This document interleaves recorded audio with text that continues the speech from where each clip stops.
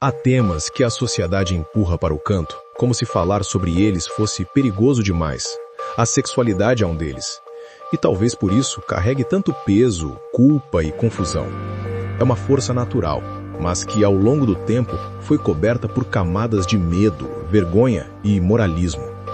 O budismo ensina que o corpo e a mente não são inimigos, são expressões de uma mesma energia vital, e que o desejo não precisa ser negado, precisa ser compreendido, transformado e direcionado para o bem. Nichiren Daishonin escreveu que todas as funções da vida, até as mais instintivas, participam da lei mística, e que negar qualquer parte da própria natureza é o mesmo que fechar os olhos para uma parte da sabedoria da vida. A energia sexual, quando reprimida, se distorce, mas quando acolhida com consciência, se torna força criadora, movimento de vida que pode se manifestar em compaixão, arte, coragem, trabalho, cuidado e amor verdadeiro. O problema não é o desejo, é o uso que fazemos dele. É quando o transformamos em fuga, consumo ou poder sobre o outro. O prazer, no ensinamento budista, não é pecado. É reflexo da harmonia entre corpo e espírito. Só se torna sofrimento quando nasce do apego ou da ausência de respeito. E Daisaku Ikeda fala que a pureza não é ausência de desejo, é direção correta do desejo. É transformar paixão em contribuição. Viver a sexualidade com dignidade é um ato de sabedoria. É recusar a cultura da culpa, mas também não se entregar à banalização. É entender que o desejo humano é um rio, que precisa de margens para não se perder. Margens que não limitam, mas dão direção. Quando a mente e o coração estão em desordem, o corpo sente, e o desejo pode virar compulsão ou anestesia. Mas quando a consciência desperta, a sexualidade deixa de ser ruído e vira música. Não de prazer rápido, mas de intimidade profunda com a própria existência. A recitação de Nam-myoho Renge-kyo, nesse sentido, é como aliar o instinto com a dignidade. É recordar que até o desejo mais humano pode se tornar caminho de iluminação. No cotidiano, isso significa olhar para as relações com honestidade, sem romantizar nem condenar. Reconhecer as próprias carências e os próprios limites, sem se culpar, porque o desejo não nasce do erro, nasce da vida querendo se expandir.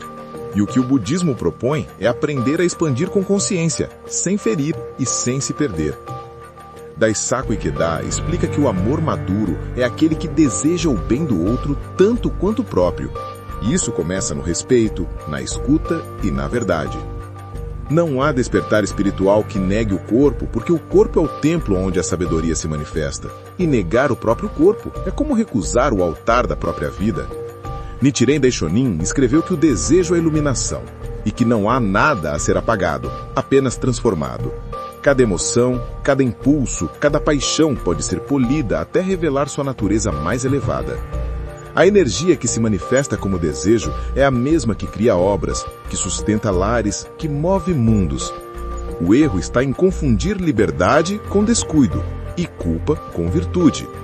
A sexualidade não é um campo de batalha entre sagrado e profano. É uma ponte entre eles, e atravessá-la exige coragem e sinceridade. Ao recitar o Daimokkyo, você não reprime o que sente. Você dá novo sentido ao que sente.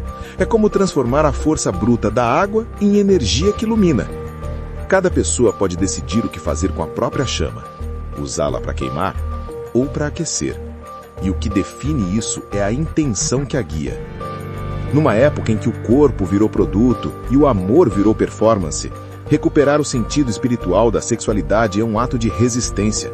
É lembrar que prazer não é vício e que castidade não é repressão. O equilíbrio está em viver de forma que o desejo não te comande, mas também não te abandone. É aprender a desejar com dignidade, amar com consciência e respeitar o ritmo da própria vida. Se essa mensagem ressoa em você, escreva nos comentários o que significa para você viver a sexualidade com sabedoria.